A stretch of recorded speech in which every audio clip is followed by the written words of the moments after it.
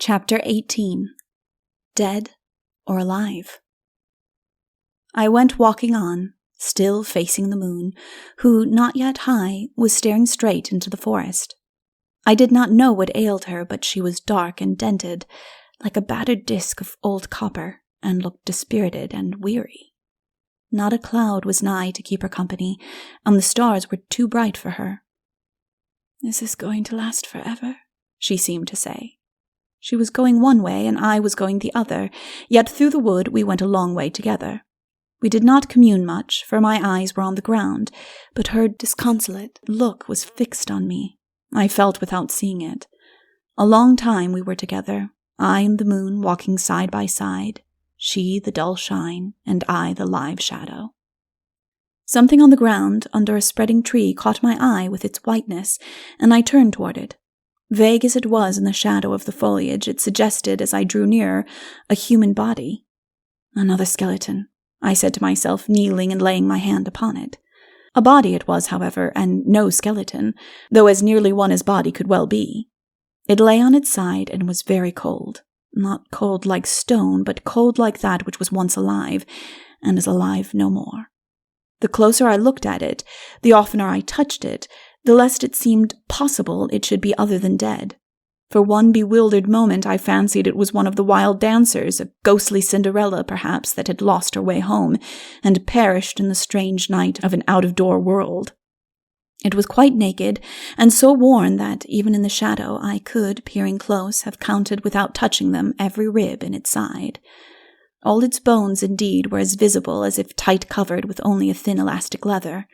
Its beautiful yet terrible teeth, unseemly disclosed by the retracted lips, gleamed ghastly through the dark. Its hair was longer than itself, thick and very fine to the touch, and black as night. It was the body of a tall, probably graceful woman. How had she come there? Not of herself, and already in such wasted condition, surely. Her strength must have failed her. She had fallen and laid there until she died of hunger. But how, even so, could she be thus emaciated? And how came she to be naked? Where were the savages to strip and leave her? Or what wild beasts would have taken her garments? That her body should have been left was not wonderful. I rose to my feet, stood, and considered. I must not, could not let her lie exposed and forsaken. Natural reverence forbade it. Even the garment of a woman claims respect. Her body it were impossible to leave uncovered. Irreverent eyes might look on it. Brutal claws might toss it about. Years would pass ere the friendly rains washed it into the soil, but the ground was hard, almost solid with interlacing roots, and I had but my bare hands. At first it seemed plain that she had not long been dead. There was not a sign of decay about her. But then, what had the slow wasting of life left her to decay? Could she still be alive? Might she not? What if she were? Things went very strangely in this strange world. Even then there would be little chance of bringing her back, but I must know she was dead before I buried her.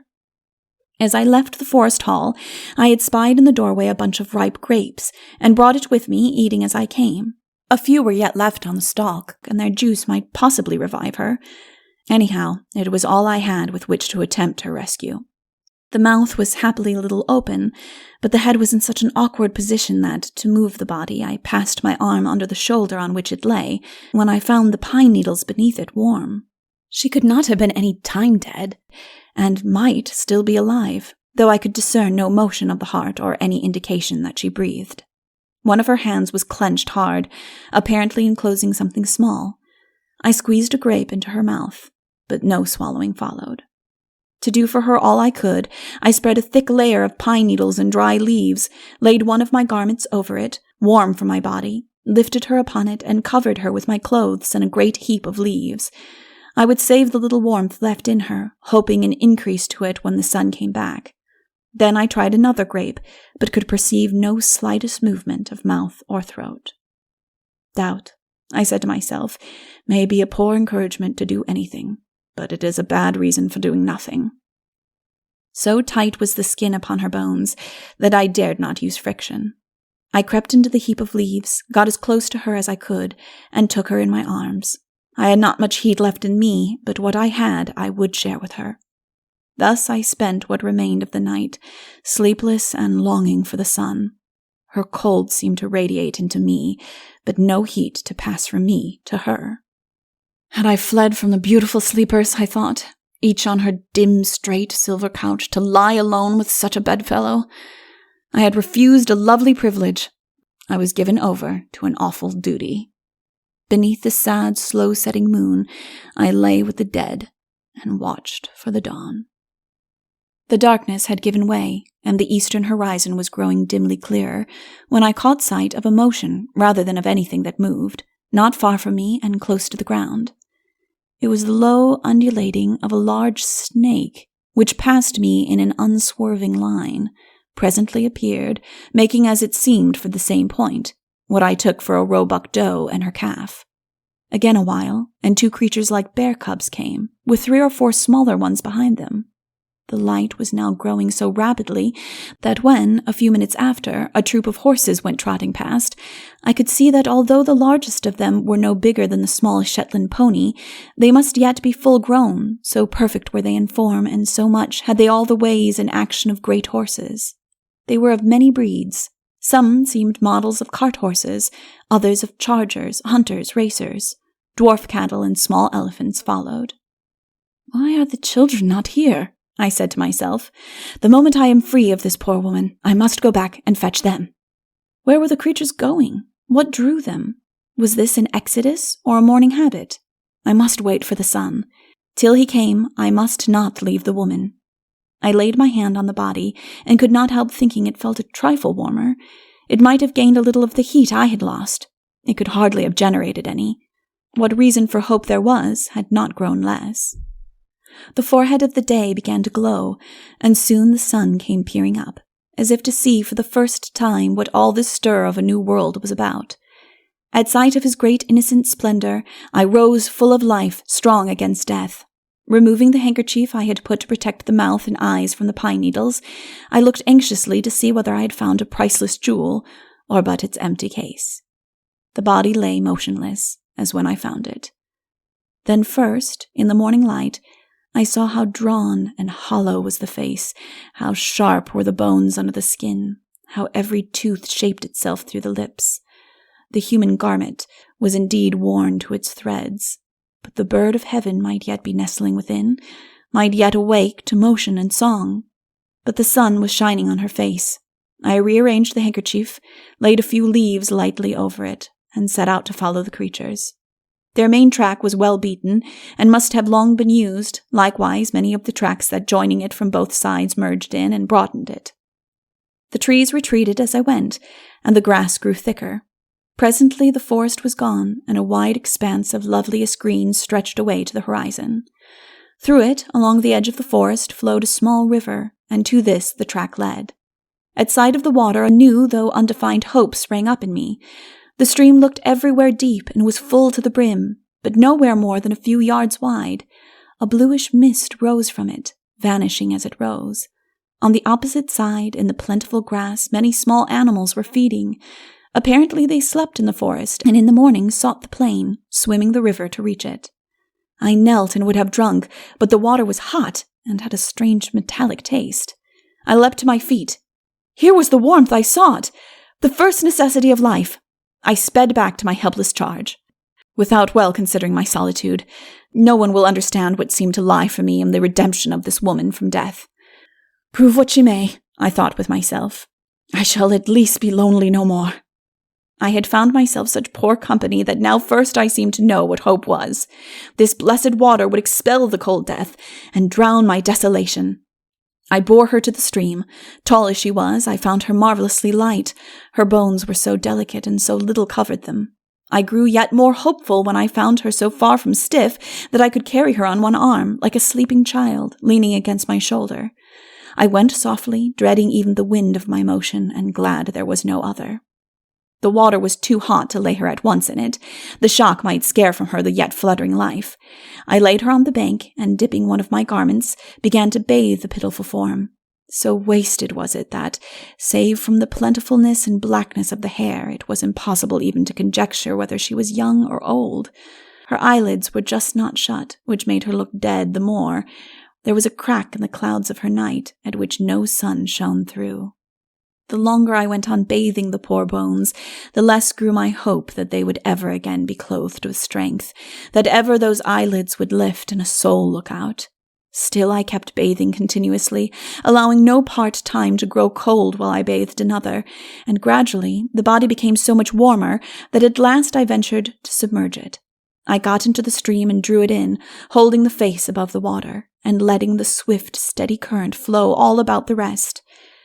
I noted, but was able to conclude nothing from the fact that, for all the heat, the shut hand never relaxed its hold. After about 10 minutes, I lifted it out and laid it again on the bank, dried it and covered it as well as I could, then ran to the forest for leaves. The grass and soil were dry and warm, and when I returned, I thought it had scarcely lost any of the heat the water had given it. I spread the leaves upon it and ran for more, then for a third and a fourth freight. I could now leave it and go to explore in the hope of discovering some shelter. I ran up the stream towards some rocky hills I saw in that direction which were not far off. When I reached them, I found the river issuing full-grown from a rock at the bottom of one of them. To my fancy, it seemed to have run down a stair inside, an eager cataract, at every landing wild to get out, but only at the foot finding a door of escape. It did not fill the opening whence it rushed, and I crept through into a little cave, where I learned that, instead of hurrying tumultuously down a stair, it rose quietly from the ground at the back like the base of a large column, and ran along one side, nearly filling a deep, rather narrow channel.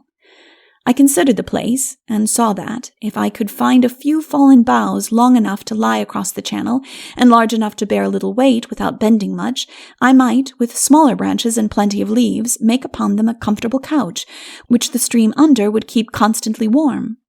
Then I ran back to see how my charge fared. She was lying as I had left her. The heat had not brought her to life, but neither had it developed anything to check farther hope. I got a few boulders out of the channel and arranged them at her feet and on both sides of her. Running again to the wood, I had not to search long ere I found some small boughs fit for my purpose, mostly of beech, their dry yellow leaves yet clinging to them. With these I had soon laid the floor of a bridge bed over the torrent. I crossed the boughs with smaller branches, interlaced these with twigs, and buried all deep in leaves and dry moss. Then thus at length, after not a few journeys to the forest, I had completed a warm, dry, soft couch. I took the body once more and set out with it for the cave. It was so light that now and then as I went I almost feared lest, when I laid it down, I should find it a skeleton after all. And when at last I did lay it gently on the pathless bridge, it was a greater relief to part with that fancy than with the weight.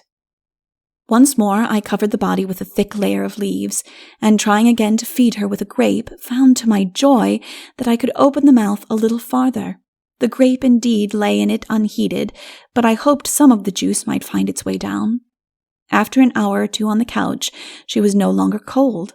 The warmth of the brook had interpenetrated her frame. Truly it was but a frame, and she was warm to the touch. Not probably with the warmth of life, but with a warmth which rendered it more possible, if she were alive, that she might live. I had read of one in a trance lying motionless for weeks. In that cave, day after day, night after night, 7 long days and nights, I sat or lay, now waking, now sleeping, but always watching. Every morning I went out and bathed in the hot stream, and every morning felt thereupon as if I had eaten and drunk, which experience gave me courage to lay her in it also every day. Once, as I did so, a shadow of discoloration on her left side gave me a terrible shock, but the next morning it had vanished, and I continued the treatment, every morning, after her bath, putting a fresh grape in her mouth. I too ate of the grapes and other berries I found in the forest, but I believed that with my daily bath in that river I could have done very well without eating at all. Every time I slept, I dreamed of finding a wounded angel, who, unable to fly, remained with me until at last she loved me and would not leave me, and every time I woke, it was to see instead of an angel visage with lustrous eyes, the white, motionless, wasted face upon the couch. But Adam himself, when first he saw her asleep, could not have looked more anxiously for Eve's awakening than I watched for this woman's. Adam knew nothing of himself, perhaps nothing of his need of another self. I, an alien from my fellows, had learned to love what I had lost. Were this one wasted shred of womanhood to disappear, I should have nothing in me but a consuming hunger after life. I forgot even the little ones. Things were not amiss with them. Here lay what might wake and be a woman, might actually open eyes and look out of them upon me. Now first I knew what solitude meant. Now that I gazed on one who neither saw nor heard, neither moved nor spoke. I saw now that a man alone is but a being that may become a man, that he is but a need, and therefore a possibility. To be enough for himself, a being must be an eternal, self-existent worm. So superbly constituted, so simply complicate is man. He rises from and stands upon such a pedestal of lower physical organisms and spiritual structures that no atmosphere will comfort or nourish his life, less divine than that offered by other souls. Nowhere but in other lives can he breathe. Only by the reflex of other lives can he ripen his specialty, develop the idea of himself, the individuality that distinguishes him from every other. Were all men alike, each would still have an individuality, secured by his personal consciousness, but there would be small reason why there should be more than 2 or 3 such. Well, for the development of the differences which make a large and lofty unity possible, and which alone can make millions into a church, an endless and measureless influence and reaction are indispensable. A man to be perfect, complete that is, in having reached the spiritual condition of persistent and universal growth, which is the mode wherein he inherits the infinitude of his Father, must have the education of a world of fellow men. Save for the hope of the dawn of life from the form beside me, I should have fled for fellowship to the beasts that grazed and did not speak. Better to go about with them, infinitely better, than to live alone. But with the faintest prospect of a woman to my friend, I, poorest of creatures, was yet a possible man.